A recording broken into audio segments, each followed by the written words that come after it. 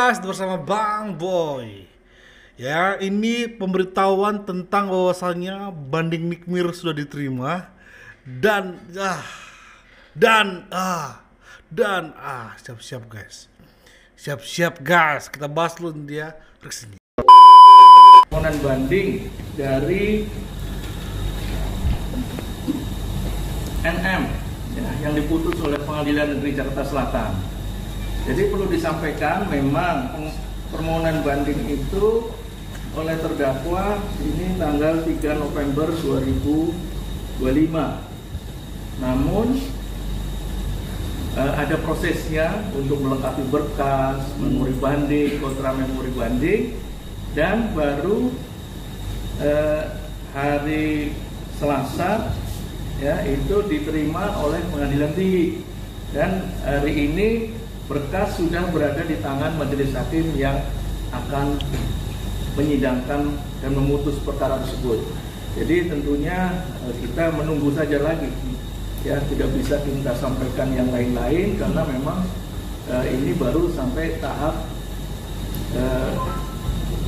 penentuan atau penunjukan majelis dan sudah disampaikan ke tangan majelis. Untuk itu tentu majelis punya waktu untuk nanti memberikan putusan, nanti pada saatnya akan kita sampaikan. Berapa lama mungkin Ya, soal berapa lama, kalau menurut SOP-nya itu sebetulnya adalah 2 bulan.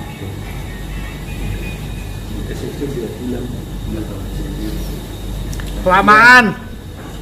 Yang sudah ini mungkin tidak sampai 1 bulan, biasanya sudah kita putus karena ini perkara menarik perhatian masyarakat, sehingga tentu kita juga harus lebih menyiapkan putusan itu. Bentar, menarik sekali. Karena dia tahu bahwasanya kasus Nikmir ini mendapat perhatian masyarakat. Yang di awalnya dibilang kan 2 bulan. Akhirnya diralat, nggak nyampe sebulan. Semoga cepet ya. Semoga cepet ya guys ya.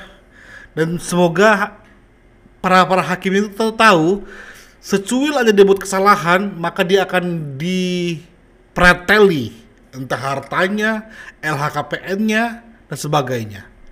Ya, jangan sampai ada buat kesalahan. Dan tolong periksa dengan sebenar-benarnya Pak Hakim. Ada yang lain disampaikan? Ya Pak, mungkin bantahan terkait putusan dari NM sendiri sebelum ini ada ya Pak terkait bandingnya? Iya, bandingnya ada, memori bandingnya mungkin sudah ada atau belum, ya nanti tentu majelis hakim yang tahu ini. Karena pada dasarnya juga tidak tertutup kemungkinan ketika banding sudah diajukan itu pihak menyusulkan memori bandingnya. Itu tidak tertutup kemungkinan. Karena pada dasarnya memori banding itu tidak merupakan kewajiban. Berbeda dengan memori kasasi yang itu harus ada. Tetapi nanti tidak ada memori banding, ini akan tetap diputus. Namun demikian, kalau ada memori banding menjadi lebih terarah. Sebetulnya apa yang dijadikan keberatan atau alasan mereka pihak itu mengajukan banding. Jadi lebih terarah. Nah, untuk itu ya kita tunggu saja, mungkin pada saatnya nanti akan kita sampaikan kembali kalau sudah putusan ini sudah putus. untuk JPU-nya sendiri sudah menyerahkan memori banding dulu, karena kan mau mengajukan putusan. Bagus, cerdas.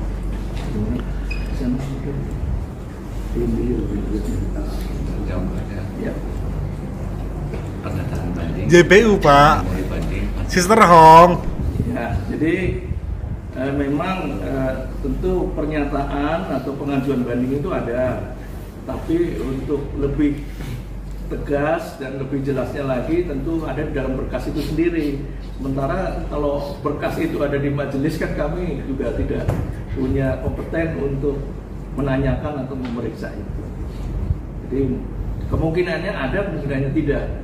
Jadi tadi seperti kita sampaikan bahwa memori banding itu tidak merupakan suatu keharusan. Baik, ya. Saya kira cukup. Baik, terima kasih kepada rekan-rekan media. Oh, ini Lagi bawa temannya Nikita. Oh iya, Ismail. MM itu pakai SM. Jadi perlu disampaikan, ini perkaranya kalau untuk yang NM tadi 255 Pitsus 2025 PT DKI. Ya. Sedangkan untuk IM itu 256 Pitsus 2025 PT DKI. Dan ini merupakan split, dipisahkan ya. Sebetulnya mungkin perkaranya sama tapi di split. Oleh karenanya dalam hal ini majelisnya diberikan kepada atau diserahkan kepada majelis yang sama. Ya, jadi majelisnya sama, itunya juga baru datangnya atau pelimpahan itu kemarin baru kita oleh pengadilan ini setelah diadministrasi baru diserahkan kepada majelis hakim yang bersangkutan. Cukup barangkali? Ada tambahan barangkali? Tambahan Pak, boleh Pak? Kalau ada tambahan Dari Bapak.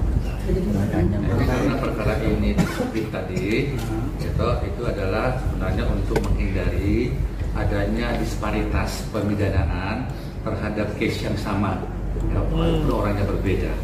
Jadi itu maksudnya tadi itu, ya kenapa di-split, kenapa dipisahkan padahal sebenarnya sama, ya kan bisa digabung sebenarnya bersama-sama, nah, tapi oleh jaksa penuntut umum mengambil suatu kebijakan untuk agar perkara ini dipisahkan.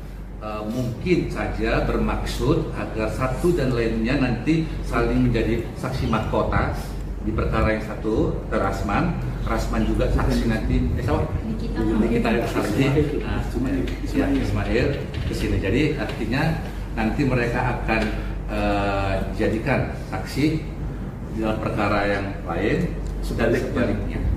Seperti itu maksudnya.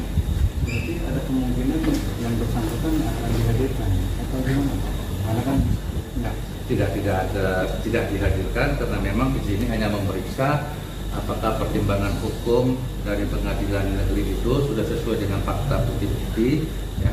Nah, itu aja kita periksa di sini. Pak, kemarin kan ada PMH-nya dari Nikita ya, sedang mengajukan kehadiran untuk di ruang persidangan mediasi. Apakah sudah diterima Pak terkait itu? Baik, kita tanggapi. Jadi tentu perkara pidana dan perdata itu berbeda. Iya. Itu beda ya. Untungnya Bapak ini langsung cepet jawabnya. Nah, karena Bapak tadi itu ada keseliu tentang Rasman juga ditanya wartawan mau komentar ini. Karena kan memang musuh bebuyutan kan. Nah, apakah Rasman mau memancing di air keruh? Sementara dia sekarang ini sudah mulai kalem, cooling down. Kita bahas. Cukup ya? Hah? Terkait nih kita. Wah, apa itu? Nah, hari ini kan per hari ini pengajuan banding nih kita itu udah masuk ke meja majelis hakim, Pak. Pengen tahu respon Abang dong gimana banding ini? Saya dari awal, saya berusaha dalam hidup saya itu selalu menganalisa kasus dengan fair play, dengan netral. Jadi kalau bisa saya katakan dari awal bahwa majelis hakim Nikita Mirzani dengan majelis hakim saya itu sangat jauh berbeda dari segi cara memimpin sidang, dari segi analisa materi perkara, dari segi dasar memutus sebuah perkara di amar putusan. Maka kalau boleh saya katakan bahwa putusan hakim PN Jakarta Selatan dengan 4 tahun penjara kepada Nikita Mirzani itu putusan yang sudah tepat, karena menurut hakim dalam hal ini majelis, perbuatan money laundering TPPU-nya tidak ada, tidak terbukti. Nah, kalau sekarang Nikita Mirzani melakukan banding, ya saya kira dia tinggal mempertajam dalam memorinya bahwa bukan saja tidak terbukti TPPU-nya, tapi tidak terbukti juga pemerasan. Nah, bagaimana hakim menguji? Saya tidak sampai ke ranah itu. Tapi kalau sudah sampai di PN Jakarta Selatan, memori sudah dikirim, ya kita tunggu. Karena sekarang kan putusannya cepat. Misalnya putusan Fadel, iya kan? Nah, dari PN ke PT 9 tahun dari 11 tahun ya, 12 tahun. Nah, di kelima itu 6 bulan dengan 12 bulan percobaan. Setahun sebulan putus. Saya sebulan seminggu, kira-kira 40 hari doang. Ya kita lihat di Mahkamah Agung. Jadi kalau saya melihat tinggal JPU dengan Nikita Mirzani. Mana yang mereka yang lebih mampu? Satu, kuasa hukum dari Nikita Mirzani mengelaborasi secara cermat dan cerdas bahwa 4 tahun itu pun tidak pantas untuk seorang Nikita Mirzani kalau landasan filosofi dasar fakta dan landasan berpikir yang cermat dari kuasa hukum, karena ini bukan pemerasan, karena ini bukan money laundering, saya kira dia tinggal bawa ke memori. Begitu juga dengan JPU. Kalau JPU menganggap bahwa money laundering terbukti ada, kemudian pemerasan ada, ya tinggal dia perkuat argumentasi. Tapi kalau dibanding dengan kasasi, saya kira hakim akan lebih jeli, dan itu tadi bisa dia nambah, bisa dia nurut. Tapi kita agak jengkel ya sama orang-orang yang putusan hakim itu terbukti memeras. Tapi ketika kita challenge lagi, ketika kita tantang lagi, oke, silakan buktikan part mana yang memeras. Mereka nggak bisa membuktikan part mana yang memerasnya. Ya, simpelnya gini. Emang kalau RG nggak nelpon Mael dulu, emang akan terjadi pemerasan? Lalu gimana ceritanya RG nelpon Mael dulu, lalu terjadi pemerasan? Itu logika awalnya dulu, belum lagi masuk ke selanjutnya dan seterusnya. Ya, kalau si Rasman ngomong perihal mengenai metode cara nikbir banding dan sebagainya, masih Bang Boy pahami.